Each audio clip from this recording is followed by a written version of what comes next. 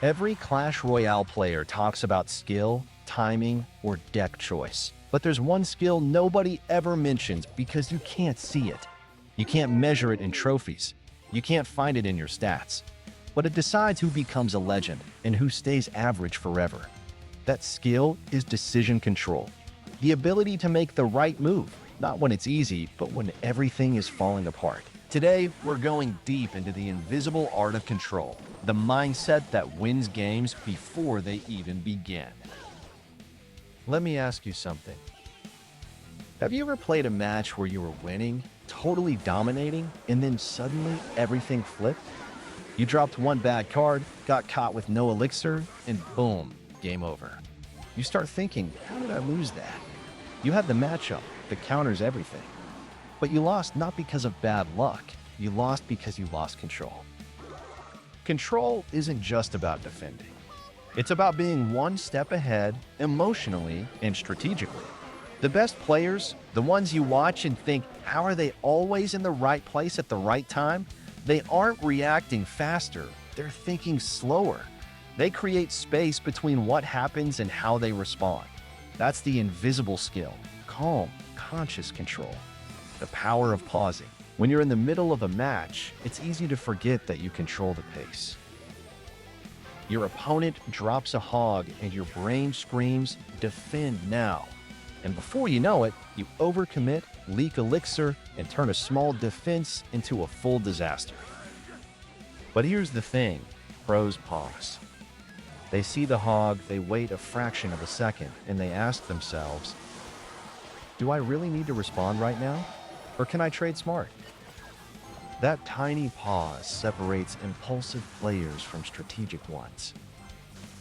You don't win Clash Royale by being faster, you win by being deliberate. Every second you wait intentionally, you're collecting invisible power, awareness, patience, clarity. Next time you play, try this experiment. Before dropping any card, ask yourself, what's my plan after this? If you don't have an answer, don't play the card. That single rule can boost your win rate more than any deck guide ever could. Stop playing emotions. Start playing information.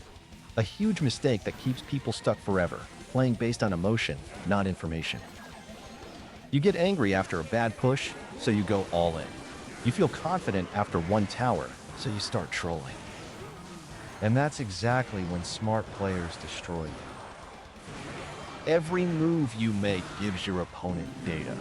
Every elixir trade, every misplay, every reaction tells them what kind of player you are. But here's the twist. You can do the same thing. You can read your opponent like a book if you learn to stay calm and pay attention. Notice what they protect. Notice what they ignore. Notice when they panic. That's the kind of information that wins games before they're even halfway done. Because Clash Royale isn't just a card game, it's a game of psychological warfare. When you stop reacting emotionally and start collecting information, you shift from prey to predator.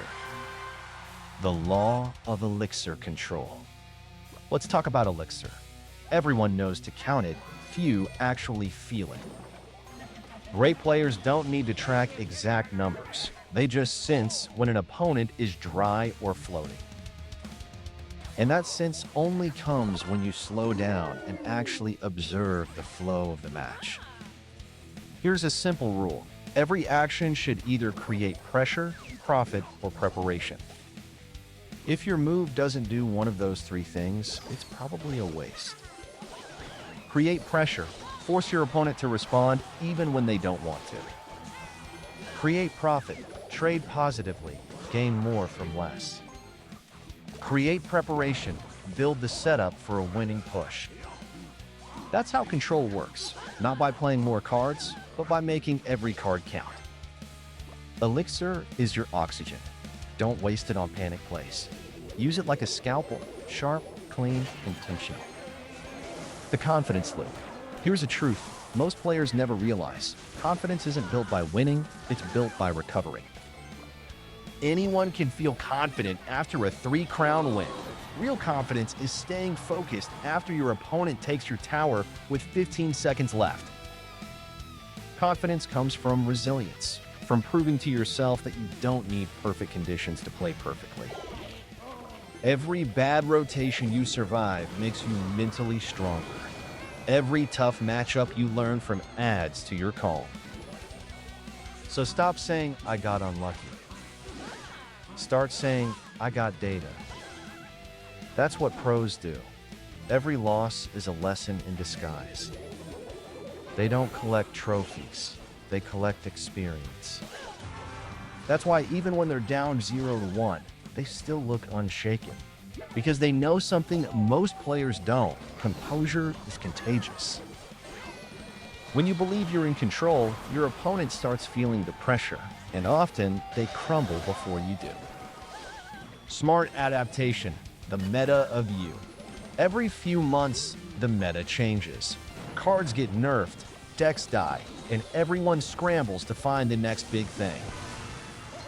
But there's one meta that never changes: your own.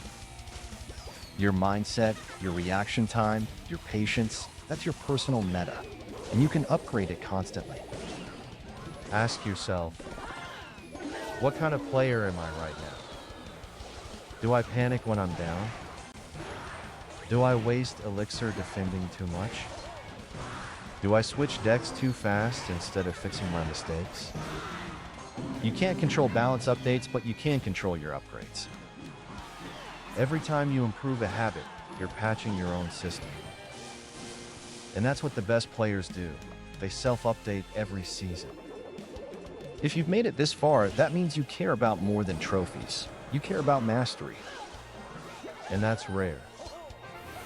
So here's the deal. If you're serious about improving, I want you to join the mission. Hit that subscribe button right now, drop a comment that says "Control Chaos," and be part of the community that's rewriting what free-to-play actually means. No shortcuts, no excuses, just growth. We're not here to play Clash Royale. We're here to understand it. And once you understand it, no pay-to-win player can touch you. Because control isn't bought, it's earned, one smart decision at a time. The final lesson: you're the meta. Here's what you need to remember: no deck, no card, no patch will ever matter more than your mindset. The pros you look up to, they've lost thousands of games. They've tilted, raged, failed. But they kept studying, learning, adapting. That's why they look untouchable now. You can do the same. If you start playing with awareness instead of emotion, patience instead of panic, control instead of chaos, you'll start noticing something incredible. Your opponents will start fearing you. They'll see your calm, your precision, your consistency, and they'll tilt before the first card drops. That's the invisible skill. That's what separates the good from the great. So take this mindset, go into your next match, and remember, you don't need perfect cards. You just need perfect control. Play smart, stay calm, and I'll see you on top. And hey, if you're ready to keep growing, subscribe now. Let's build something unstoppable together. Have you ever watched your opponent panic and throw away their only counter, and then you crush their tower in one push? That's the power of bait and punish decks. And if you're free to play, this strategy can carry you to trophies without needing maxed cards. Here's how it works. The idea is simple. You force your opponent to waste their best counter on something cheap, and then you punish them with your real win condition. Let me give you a classic example: log bait. You use Goblin Barrel, Princess, or Goblin Gang to bait out the log. Once they waste it, your Goblin Barrel becomes unstoppable. Over time, those chip damages add up and win the game. But bait isn't just about log bait. Think wider. Let's say you're running Balloon and you know your opponent's only air defense is Musketeer. If you can bait that Musketeer out with a hog push or even a Knight at the bridge, then your Balloon is free to fly straight to the tower. That's bait and punish. Another example, Fireball bait. If your deck has Musketeer, Flying Machine, and 3 Musketeers, your opponent can't fireball everything. If they fireball your Musketeer, your Flying Machine becomes deadly. If they fireball your Musketeer, dominates. That's constant pressure, constant punishing. Here's the mindset shift. Every time your opponent uses a key card, ask yourself, what did they just waste? If they drop Zap on Skeleton Army, maybe they don't have it for your Inferno Tower anymore. If they arrows your minions, your Goblin Gang is suddenly safe. Great players see these openings instantly and punish without hesitation. The beauty of bait and punish decks is that they're perfect for free-to-play. You're not relying on over-leveled tanks or champions. You're relying on timing, psychology, and forcing mistakes. So here's your challenge. Next time you play, don't just throw cards down. Think, how can I bait their counter and punish them for wasting it? Once you master this, you'll start winning matches that seemed impossible. And if you want me to break down the best free-to-play bait deck in detail tomorrow, hit that subscribe button right now, because trust me, this one's a ladder climbing machine.